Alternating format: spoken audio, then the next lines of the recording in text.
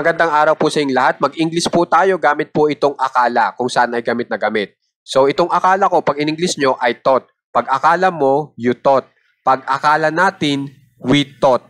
Pag akala namin, we thought pa rin. Pag akala nila, they thought. Pag akala niya tapos lalaki, he thought. Pag akala niya tapos babae, she thought. Pag akala ni Tarzan, Tarzan thought.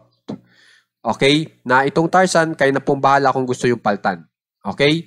So, pipili lang po kayo ng isa dito. Pagkapili nyo ng isa dito, dito naman tayo sa sumunod na listahan na itong ako ay, I was, ikaw ay, you were, kami ay, we were, o kaya tayo ay, we were rin.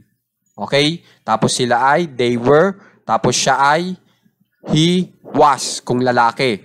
Siya ay, kung babae naman, she was. Tapos si Mario ay, Mario was. Pili lang po kayo ng isa dyan. Okay? So pagkapili nyo dito sa unang listahan ng isa, pipili rin po kayo dito sa pangalawang listahan ng isa. Tapos dito sa pangatlo, pipili lang din po kayo ng isa kung alin man ang magustuhan nyo. Okay? Kung mapapansin nyo, nakalagay dito, isang doktor.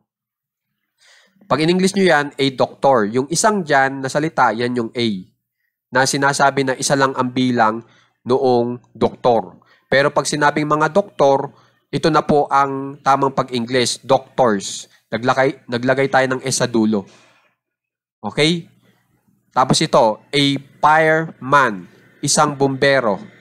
Okay? Kung mapapansin nyo, yung man dito, letter A po ang ginamit natin. Pero pag ang ginamit nyo ay mga bumbero, higit sa isa ang bilang, yung man po natin ay nabago po ang spelling, naging men, naging M-E-N. Yung sa taas, M-A-N. Okay?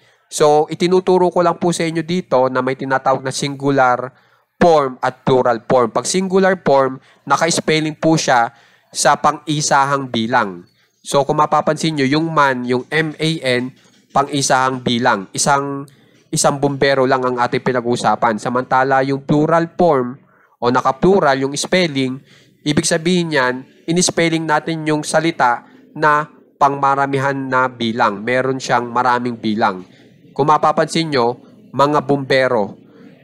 Di ba marami ang bilang niyan? Marami ang bilang ng bumbero. So, pag in-English nyo yan, firemen. At itong firemen na may E, na kung saan ay gumamit tayo ng E, para sa men, ang binibigay na ideya niyan ay higit sa isa ang bilang. Naka-plural form. Okay? So, pipili lang po kayo ng isa dyan. At isa rin po dito sa isang manganganta, pili na lang kayo kung alin man ang magustuhan nyo. Isang mananayaw, mga mananayaw, kayo na pong bahala. Pero kung gusto nyo paltan po ito, kunyari yung doktor, papaltan nyo ng nurse.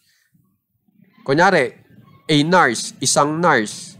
O kaya nurses, mga nurse, pwede rin po. Kayo na pong bahala magpalit. Okay? So, pagkapili nyo ng isa dyan, pagsasama-samahin nyo lang po yung mga salita natin sa Tagalog at English at makakabuo na po agad tayo ng English sentence gamit po ang akala. Okay? So, magbigay na po ako ng halimbawa. Akala ko, ikaw ay isang doktor. Pag in-English nyo yan, I thought you were a doctor.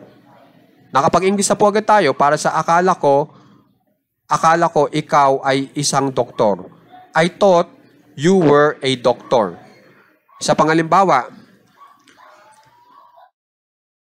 ito, akala ni Tarzan, ako ay isang bumbero. Pag in-English nyo po yan, Tarzan thought I was fireman. Nakapag-English na po agad tayo sa madaling pamaraan. Okay?